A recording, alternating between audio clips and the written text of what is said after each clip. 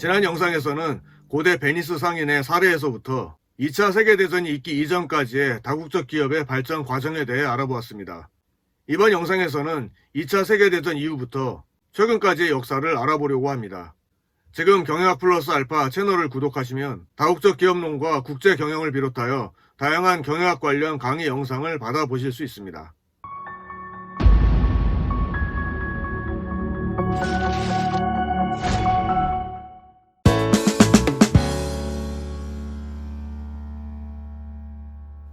(2차) 세계대전이 끝나자 미국 기업들은 다시 활발하게 해외 진출을 시작했습니다. 2차 세계대전이 끝나고 나서 1950년대 말까지는 미국계의 다국적 기업들이 급속하게 성장한 시기라고 특징 지을 수 있겠습니다. 이 시기에 전 세계의 총 해외 직접 투자 600억 달러 중 미국이 약 55%, 영국이 약 20%를 차지하여 미국이 가장 큰 해외 직접 투자국이었습니다. 미국이 이렇게 활발하게 해외 투자를 할 수 있었던 것은 우선 자본이 풍부하였고 전쟁 기간 동안 축적한 새로운 기술을 보유하여 해외 진출에 있어서 유리한 위치를 확보할 수 있었기 때문입니다. 또한 자본의 해외 유출에 대한 정부의 통제도 받지 않았습니다.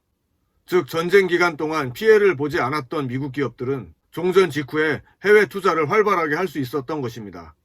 하지만 이 시기에 유럽과 일본은 전후 복구와 국내 재건에 집중할 수밖에 없었고 외환 부족으로 말미암아 해외 투자를 할 수 있는 여력도 없었습니다.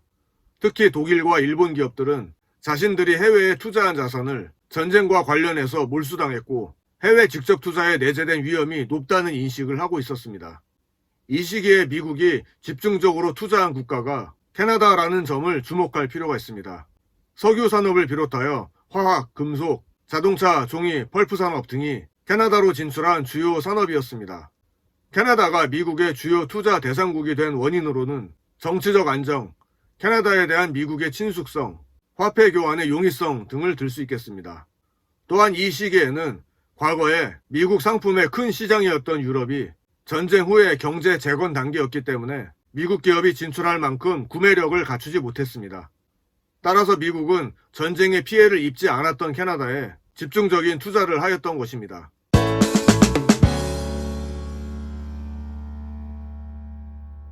(1950년대) 말에 가장 주목할 만한 사건은 1958년에 유럽 경제 공동체 EEC가 출범했다는 것입니다. 이 유럽 경제 공동체가 추구했던 유럽의 경제 통합 정신은 유럽 공동체 EC를 거쳐 현재의 유럽 연합 EU까지 이어지게 됩니다.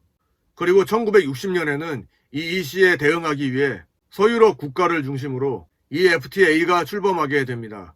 이후에 EFTA는 몇몇 나라들이 가입하고 탈퇴하므로 현재는 스위스, 노르웨이, 아이슬란드, 리히텐슈타인 등 4개국이 가입되어 있습니다. 이러한 지역경제 통합 현상은 해당 지역에 대규모 생산 시설을 설립하는 것이 가능할 정도로 시장을 크게 만들었으며 제조업에 대한 대규모 직접 투자를 유인했습니다. 유럽 경제가 재건되면서 독일의 외환 규제가 풀렸고 이후에 일본도 외환 규제가 풀리게 되었습니다. 서유럽과 일본의 기업들은 자본 유출에 대한 정부의 제한이 완화되자 해외 직접 투자에 참여하고 다국적화하기 시작했습니다. 해외 직접 투자가 미국과 영국의 독점물이었던 시대는 종말을 고한 셈이 된 것입니다. 따라서 세계 전체의 해외 직접 투자액 중에서 미국과 영국이 차지하는 비중은 조금씩 감소하게 되었습니다. 이 밖에도 달러화의 고평가, 유럽의 경제적 재건 등이 유럽 대륙으로의 진출에 큰 자극이 되었습니다. EEC의 성립은 이 지역에 진출한 기업들에게 시장의 확대라는 결과를 가져다 주게 되어 계속적으로 외국 기업을 유인하게 되었습니다. 1970년대 들어서면서 미국의 다국적 기업들은 과거에는 관심을 가지지 않았던 중진국으로 직접 투자를 늘리기 시작했습니다. 이 시기에 중진국들도 이제 미국의 상품을 소화할 수 있을 만큼 소득 수준이 높아지고 경제 규모가 커졌기 때문입니다.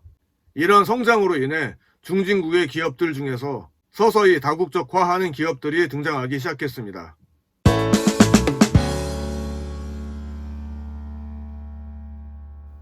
(1980년대) 들어서 미국의 달러는 거의 모든 나라의 화폐에 대해 급속히 평가절하되고 미국 산업의 경쟁력은 크게 증가하였습니다. 1980년대 중반 이후 90년대에 이르기까지 국제 경제에 있어서 매우 주목할 만한 새로운 흐름은 각 지역 경제의 블록화 현상입니다. 그 대표적인 예로서 유럽 공동체의 정치 및 경제적 통합의 움직임과 미국, 캐나다, 멕시코 등 북미 세 국가들이 북미 자유무역 협정 나프타를 결성하려는 움직임을 들 수 있습니다. 실제로 이 시는 1992년 말에 단일 유럽을 이루기 위한 1차적인 경제 통합 작업을 마무리하여 유럽연합 EU로 확대 개편되었고, 북미 세 국가의 나프타는 1994년부터 발효되기 시작했습니다. EU와 나프타는 표면적으로는 자유무역을 표방하고 있지만 역외 국가 입장에서는 강력한 무역 장벽의 높이를 실감하지 않을 수 없습니다. 즉 역내국 간에는 자유무역을 실현하여 그 이점을 최대한 활용하면서 역외국에 대해서는 강력한 보호 장벽을 설치함으로써 경제 블록의 효과를 극대화시키고 있는 것입니다. 이러한 지역경제 통합에 역외국가 기업들이 대응하는 가장 좋은 전략은 현지화 전략입니다. 즉 현지에 대한 해외 직접 투자를 확대하여 북미, EU의 역내 기업으로 존재하고 활동하는 것입니다. 따라서 EU나 나프타 등 경제 블록화의 가속은 반대로 역외국 기업들의 활발한 해외 직접 투자를 유발시키는 결과를 가져온 것입니다. 1980년대 후반부터 시작된 미국 기업을 중심으로 한 다국적 기업의 국제적 M&A는 1990년대 중반 WTO의 출범 등으로 글로벌화에 박차를 가하게 되었습니다.